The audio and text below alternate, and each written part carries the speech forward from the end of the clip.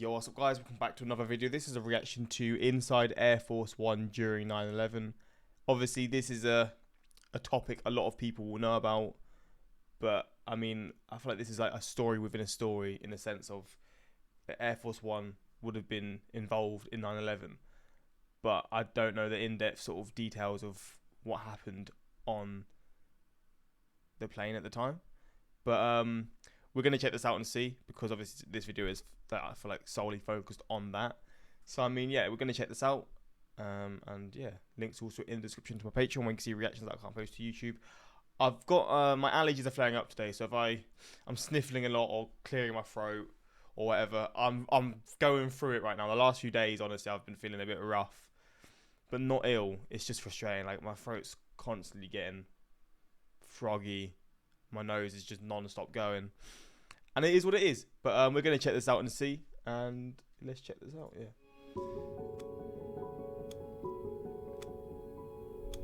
At exactly 8:32 a.m. on a sunny morning in 2001, President Bush leaves his room at the Colony Beach Resort in Florida and gets into his presidential limousine heading to a local elementary school.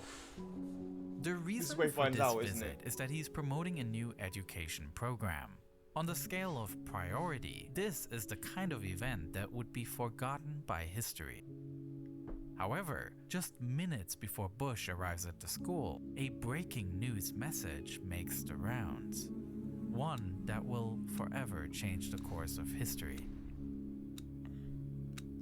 At 8:46 a.m., Flight 11 crashes into the North Tower of the World Trade Center. And the news of this event spreads in a, until then, historically unprecedented manner. Just 1 minute and 28 seconds after the impact, a camera crew from WNYW goes on air. Tim, just a few moments ago, something believed to be a plane crashed into the South Tower of the World Trade Center. At 8:49 a.m., CNN pauses their programming to cover the crash, followed by CNBC, ABC, NBC, CBS, Fox News, and international television stations. In less than 10 minutes, the eyes of the whole world were focused on New York City. That is mad how quickly this was like picked up. Obviously it's New York City, right? One of the most famous buildings in one of the most famous cities. So it makes sense, but within, 8 minutes? It's already global news. I guess nowadays it happens even quicker, realistically, because you've got Twitter. It'll be all over the internet and stuff. However, nothing is known about the causes at this point in time, and speculation about a possible accident is circulating in Sarasota, where Bush is preparing to head into the school. Right along Bush's side is White House Press Secretary Ari Fleischer, who throughout the day is taking handwritten notes that reveal how everything unfolded from the president's perspective, with White House Chief of Staff Karl Rove informing the president about the impact just before he heads into the school for the event. As the nation listens to TV anchors speculating potential reasons for the crash, the president listens to school children reading stories. There's still the possibility that it could all be just a tragic accident, but a few minutes later, this possibility can be ruled out. At 9:03 a.m., United Flight 175 heads for the South Tower. Mad, bro. Exactly Footage. 2 minutes. No matter how many times I see the footage, it's just one of those things that you'll never sort of fully, like, that it just will never not shock you just seeing what happens, right? Because it's just crazy to see something like that, like just a plane full of just innocent people crashing into a huge building like that. It's just mad. Especially in a country like the US, you just wouldn't think this thing could happen. Lapsed as the news circulated among reporters and White House staff, with the president being one of the few people unaware of what's going on, until eventually the White House Chief of Staff leans into Bush's ear and says, "A second plane hit the second tower. America is under attack." A few miles away at this time, a US government-modified Boeing 747 with the usual call sign Air Force One. So this is Air Force One. So I didn't really know what Air Force One fully was. I was thinking it was just one of the planes involved, which I don't know why. But here we go. Then this is what we're gonna find out. Then this is the point of the video. Air Force One. Here we go. Prepares to take the president back on a short journey to Washington, D.C. It's his plane. What no one can predict at this point is that the president will be on that plane for much longer today. After the school event was cut short, senior White House staff gathers in an adjoining classroom for a briefing, following the news on TV, much like the rest of the country, and an initial statement was prepared. Today we've had a national tragedy.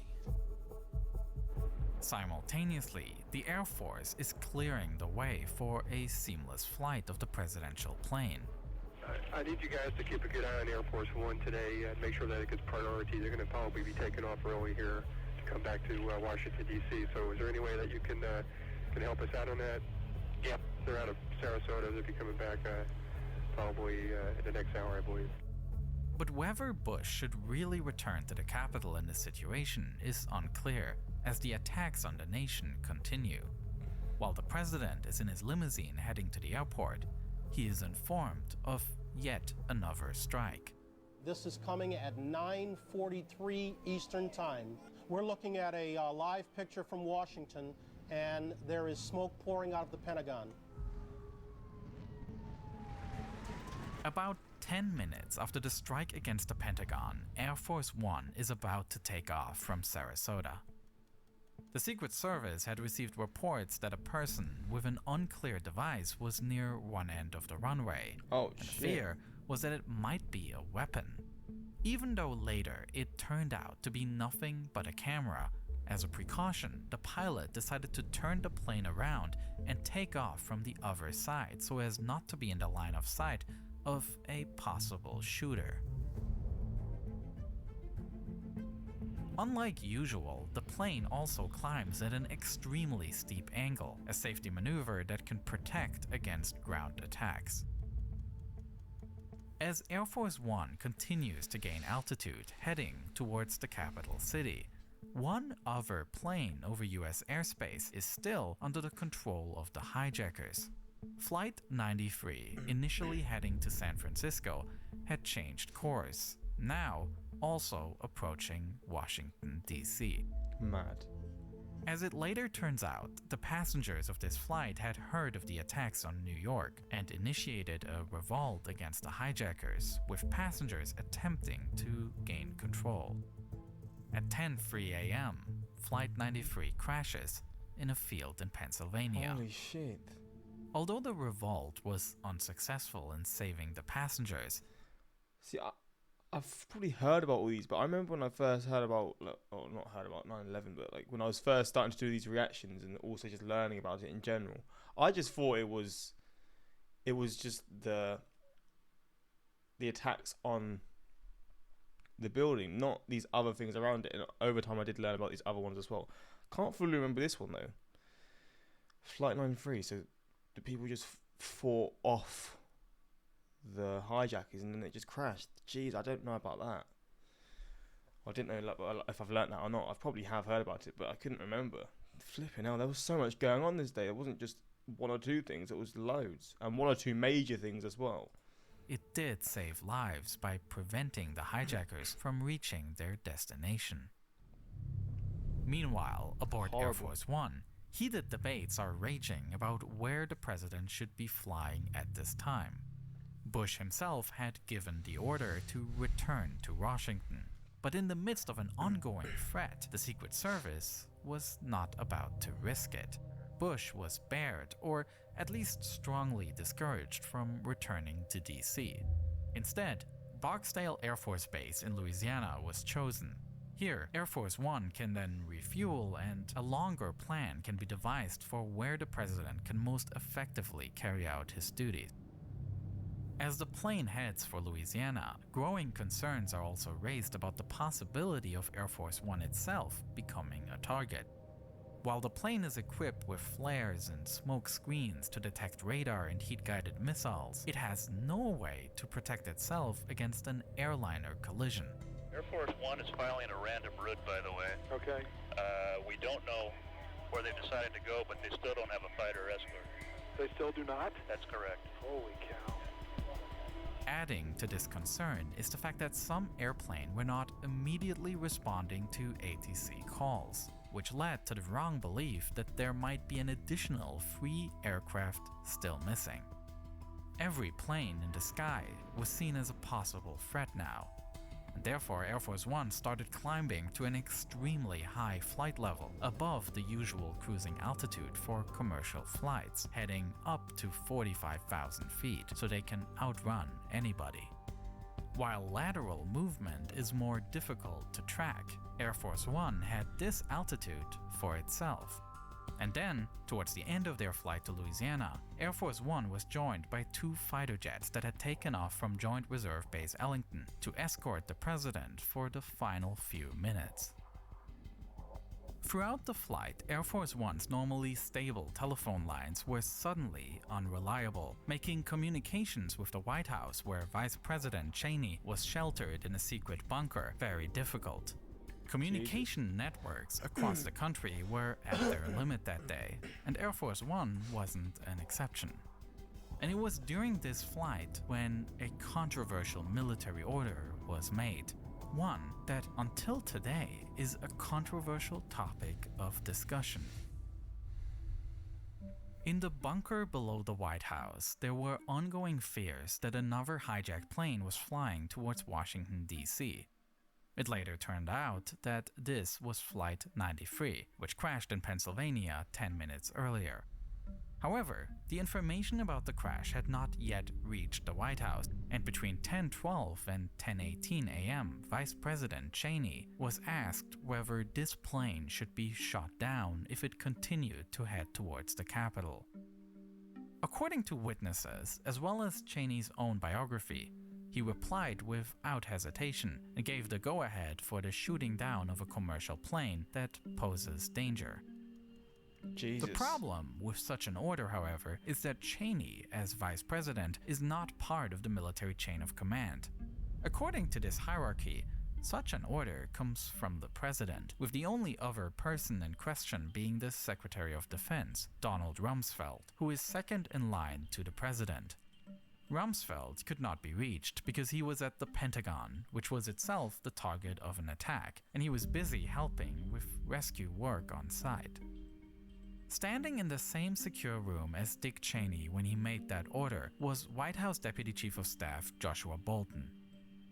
After Cheney made the order, he immediately asked Cheney to call the president to confirm this command.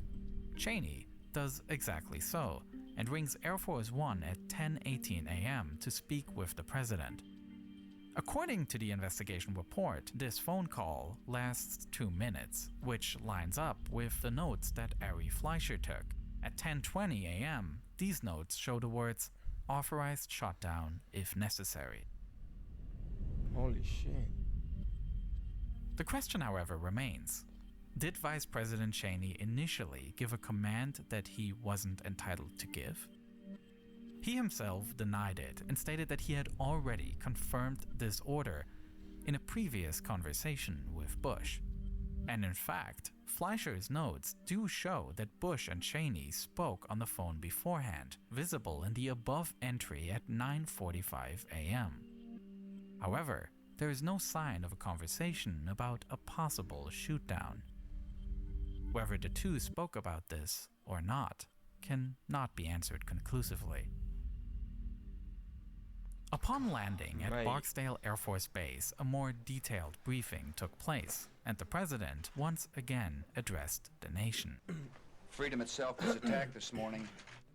As Bush delivers his speech, his security team and national advisors have come up with a new destination. The president is determined to head to the White House, saying, "I want to go back home ASAP, and I don't want whoever this is holding me outside Washington." But the Secret Service disagrees, with Eddie Marinzel, the president's lead Secret Service agent, saying, Our people are saying it's too unsteady still. Therefore, at 1:48 p.m., Air Force One takes off from Barksdale Base, heading not for Washington, but for the Offutt Air Force Base in Nebraska. The reason they decided to go here is that this base has the US Stratcom bunker, an immensely protected underground compound with advanced communication capabilities. On this journey to Nebraska, Air Force One is flying almost entirely alone in American airspace. Already at 9:45 a.m., 1 hour after the first strike, a complete closure of all US airspace was ordered, after which aircraft had to land at the nearest possible airport. That must have been absolute chaos for the airports, but it makes sense. Damn, so they were literally the only ones in the air at the time. At around 12:15, this closure was completed, with all commercial and general aviation grounded. After landing at Offutt Air Force Base, the president and his team gathered in the US Stratcom bunker. It is located 40 feet underground and is thickly built to provide protection from any possible attacks. In addition to an extensive communication center, there are also several other rooms with offices and even bedrooms, so that this station could function as an overnight base if necessary.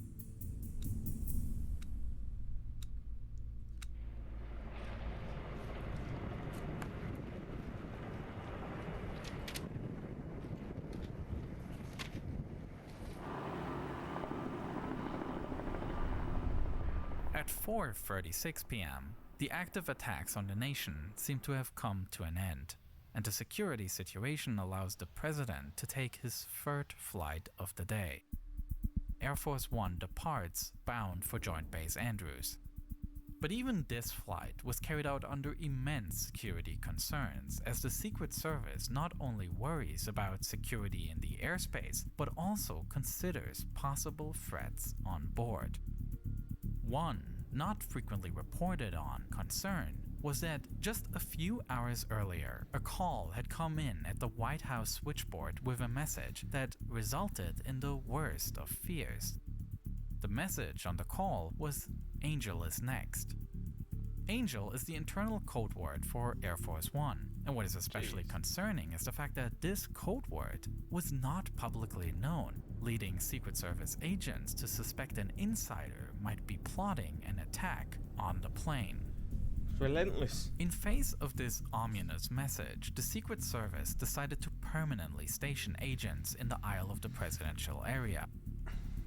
Additionally, another agent was placed near the cockpit door, ready to defend it from any intruders. Were they even someone within the plane? Oh my days. This really is crazy, man. There was a lot going on just within Air Force One alone. In the later investigation into the events of September 11, it'll appear that a number of misunderstandings had led to this warning, and that these exact words were not uttered on the phone. It was one of many false alarms that day that severely raised tensions aboard Air Force One. At 6:44 p.m., Air Force One lands at Andrews Air Force Base. From here, the president flies on Marine One to the White House, where he will address the nation from the Oval Office that same evening. A simple journey that was supposed to take just 2.5 hours turned into a tense relay race between Sarasota, Florida and the White House in DC. All in all, it took more than 9 hours, a time period in which thousands of lives were lost in an attack that will shape the next decades. As for Air Force One, this was arguably the most serious test of its safety capabilities that ever occurred.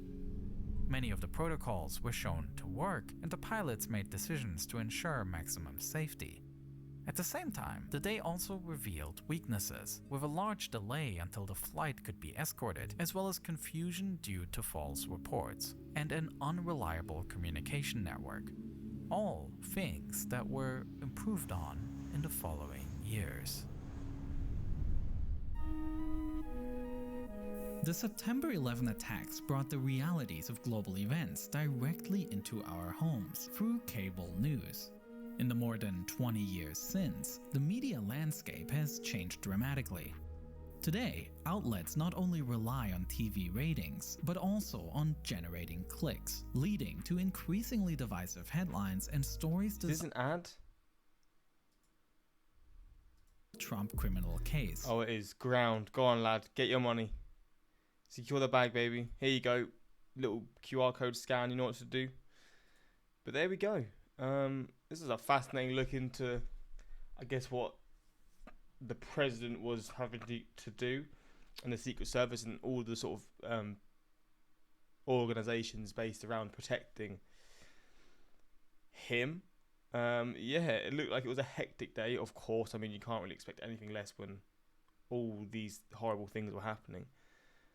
But even Air Force One, they were having their own issues, and within their own, like, the flight when they were flying and stuff, like a lot of false alarms, like it said. But I guess again, with these sorts of things, you've got to be extra careful. Crazy that it was the FAA's National Operations Manager Ben Sliney's first day on the job when it's happened. Poor guy, man. He couldn't ask for a harder day. Get this man an HBO show or something. These videos are better than any Smithsonian documentary. Damn, sending shots at Smithsonian. He never thought that his civil day could turn into a national matter. But there we go. Let me know your thoughts on this. I assume this is all like known by this point, but this is my first time sort of learning about the perspective of Air Force One at this time. And yeah, it was an interesting look into it. But let me know your thoughts, and until next time, like, subscribe, and peace.